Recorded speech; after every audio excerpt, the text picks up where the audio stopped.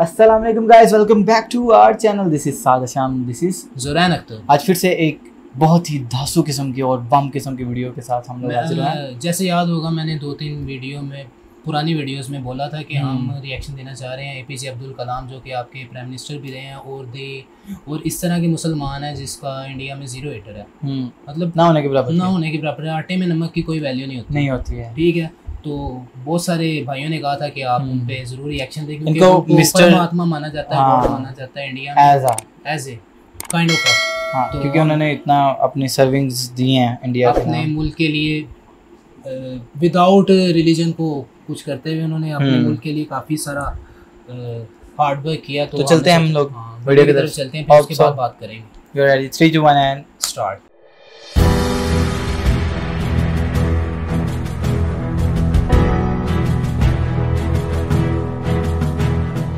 एक ऐसा व्यक्ति जो बचपन में अखबार बांटने जाता था, जिसके पूरे परिवार ने अपना पैसा और धंधा खो दिया।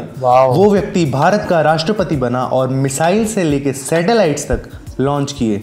ये है the missile man of India, doctor APJ Abdul Kalam की अद्भुत कहानी। और आप देख रहे हैं ग्लोबल कहानियां।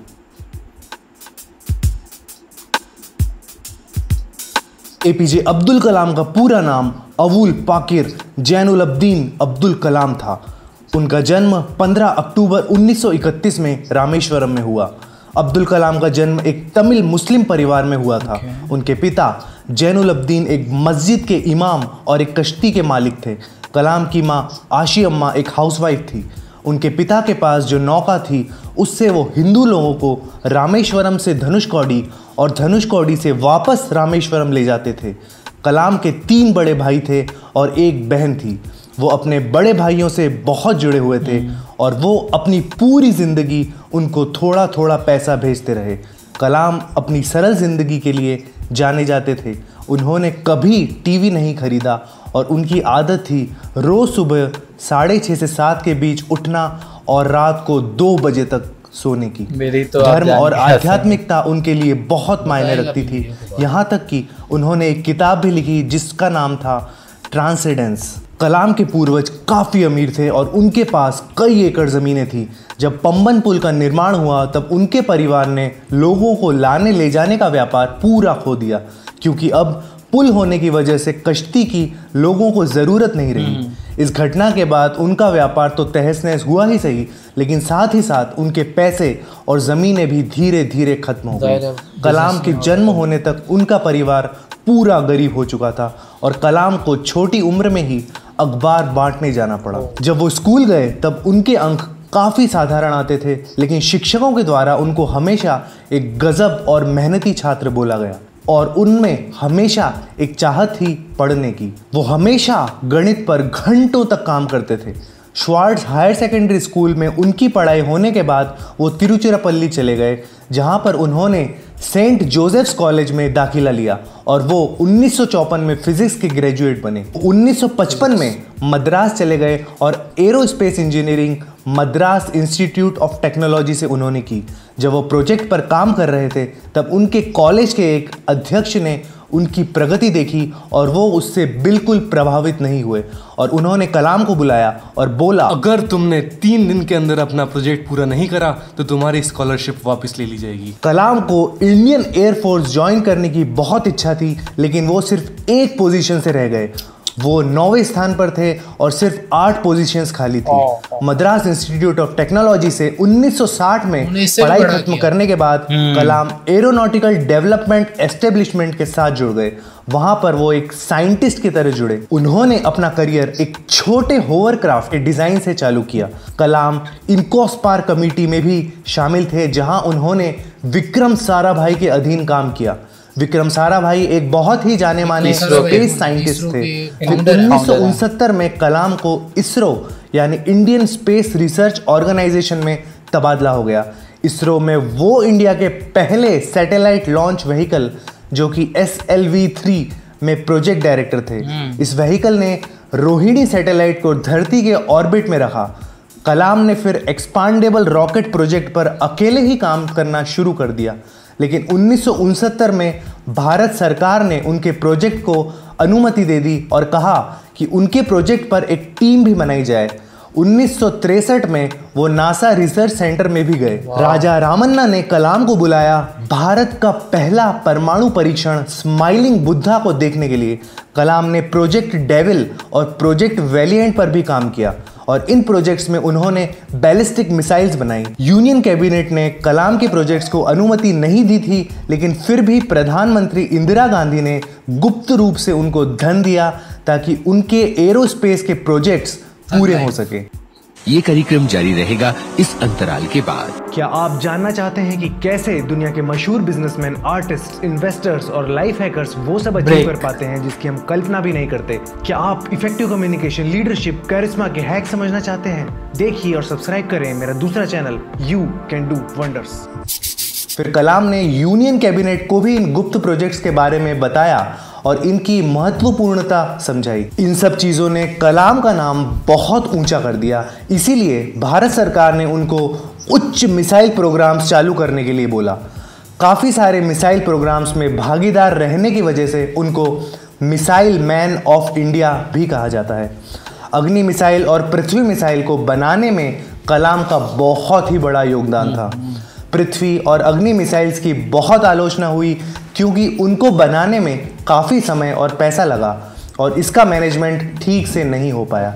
1992 से लेकर 1999 तक वो चीफ साइंटिफिक एडवाइज़र रहे और इस दौरान पोखरण 2 न्यूक्लियर परीक्षण भी किया। इस न्यूक्लियर परीक्षण ने मीडिया में कलाम का नाम काफ़ी ऊंचा कर दिया था, लेकिन साइट के डायरेक्टर के संथनम ने कहा कि थर्मोन्यूक्लियर बॉम्ब का परीक्षण अपेक्षित परिणाम नहीं दे पाया और ये एक असफल घटना थी और उन्होंने कलाम की आलोचना की और कहा कि जो उन्होंने रिपोर्ट दी है वो गलत है। लेकिन फिर चिदम्बरम और कलाम दोनों ने इस बात को खारिज कर दिया। फिर कलाम की ज़िंदगी में एक बहुत ही बड़ा मोड़ आया। 10 जून 2002 को एनडीए यानी नेशनल डेमोक्रेटिक अलायंस ने कलाम को राष्ट्रपति के लिए नॉमिनेट किया। समाजवादी पार्टी और नेशनलिस्ट कांग्रेस पार्टी दोनों ने इस बात का समर्थन किया और फिर वो भारत के 11वें राष्ट्रपति बने।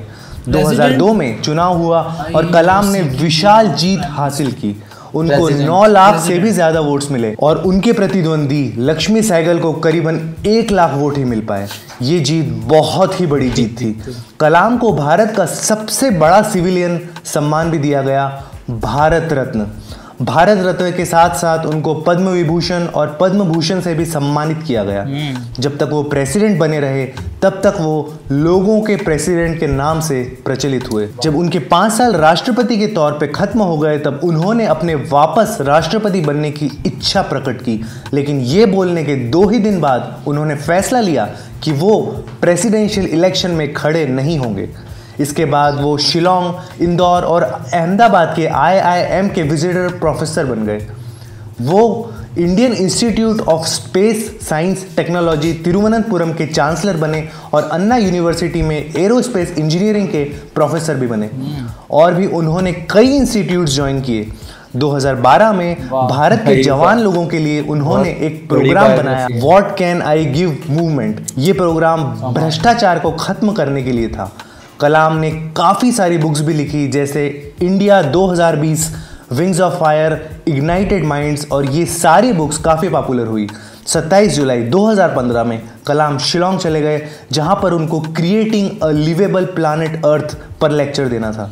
ये लेक्चर उनको IIM शिलोंग में देना था। जब वो सीढ़ी चढ़ रहे थे तब उनको कुछ बेचैनी सी हुई और ऑडिटोरियम में जाने के बाद उन्होंने थोड़ा आराम किया। 6:35 पर लेक्चर शुरू होने के सिर्फ 5 मिनट ही हुए थे और वो गिर गए। उनको फिर बेथनी हॉस्पिटल में भर्ती कराया और वो 7:45 पर दुनिया छोड़कर चले गए। उन्होंने अपने आखिरी शब्द श्रीजन पाल सिंह से बोले। उन्होंने कहा, funny guy, are you doing well? APJ Abdul Kalam सबके लिए एक प्रेरणा का स्रोत बने हुए हैं, खासकर युवा उनको अपना आइडल मानते हैं। तो ये थी डॉक्टर APJ अब्दुल कलाम की कहानी। तो आप और किस व्यक्ति की कहानी चैनल पर देखना चाहते हैं कमेंट सेक्शन में बताइए। वीडियो को लाइक करें और सब्सक्राइब करें ग्लोबल कहानी। नाइस।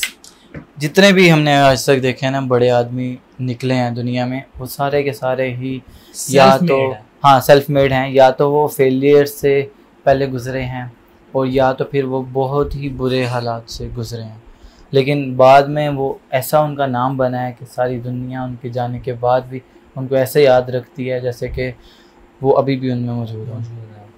बहुत ग्रेट, मुझे तो बहुत मज़ा आया यार वीडियो इस देख के। बंदे ने शुरू से ही स्ट्रगल किया, मतलब बचपन से अखबार बेचना। और यार वो कोई अच्छे स्टार्ट में बताया कोई अच्छे बहुत ज़्यादा अच्छे स्टूडेंट नहीं थे, लेकिन क्या है कि आप सीखना ना छोड़ो ना तो आपको एक टाइम आता है कि आप बहुत ज़्यादा आगे ग्रो कर सकते हो। बिल्कुल मतलब स्ट्रगल करते रहना चाहिए। स्ट्रगल करते रहना चाहिए, सीखना सीखना सीखना, ये कंटिन्यूसली हमारे यहाँ भी है ना कि माँ की गोद से लेकर कब्र तक इल्म हासिल करो। बिल्कुल ऐसे ही है, जैसे ही आप पैदा होते हो तब भी आप इंसान सीखना ख़त्म हो start कर जाता है, देते इल्म जो है वो ख़त्म नहीं होता। हो।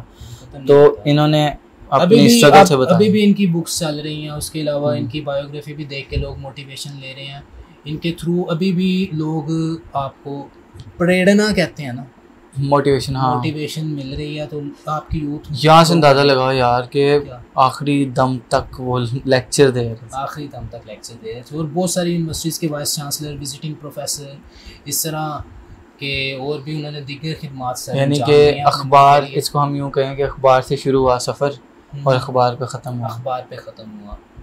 यार कमाल है यार।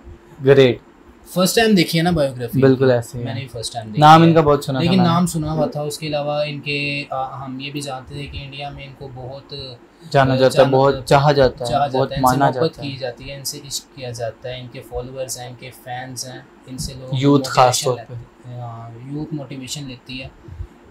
हमें भी मोटिवेशन लेनी हमें चाहिए, भी मोटिवेट ले रहे हैं यार, बिल्कुल। हाँ, तोड़ लेनी चाहिए ना, ज़्यादा और से लेनी ज़्यादा चाहिए, ग्रो करना चाहिए और अपने आप जितने की भी। हमें ये skills नहीं बढ़ाएं, देखना, हमें skills ये बढ़ाएं नहीं जैसे। देखना चाहिए कि वो बंदा किस मुल्क से है, ठीक है। वो हमें ये देखना है कि वो बंदा बना कैसे, वो बंदा बना कैसे है, struggle उसने कितनी स्ट्रगल कैसे किया, वो बंदे की नेचर कैसी थी, वो बंदे ने अपने मुल्क के लिए क्या किया। क्या क्या रिगा- बर्दाश्त किया। देखिए रिगार्डलेस ऑफ द रिलीजन, आपका आप पैट्रियट है ना, ये डिपेंड करता है। आप अगर अपने मुल्क से सिंसियर है ना, ये चीज़ डिपेंड करती है। तो वो बंदा अपने मुल्क से सिंसियर था, उसने अपना बेस्ट दिया, बल्कि बेस्ट से भी ज़्यादा बेस्ट दिया। इस तरह के और मज़ेदार वीडियोस हमें सजेस्ट सजेस्ट करते करते रहें। तो ताकि- मैंने पहले वीडियो में पूछा था कि आप लोग को रिएक्शन चाहिए कि नहीं, तो नीचे बड़े कमेंट्स आए थे कि वाई नॉट, हमें क्यों नहीं रिएक्शन चाहिए, हमें तो बहुत पसंद है अब्दुल कलाम। तो मैंने कहा क्यों ना रिएक्शन दिया जाए।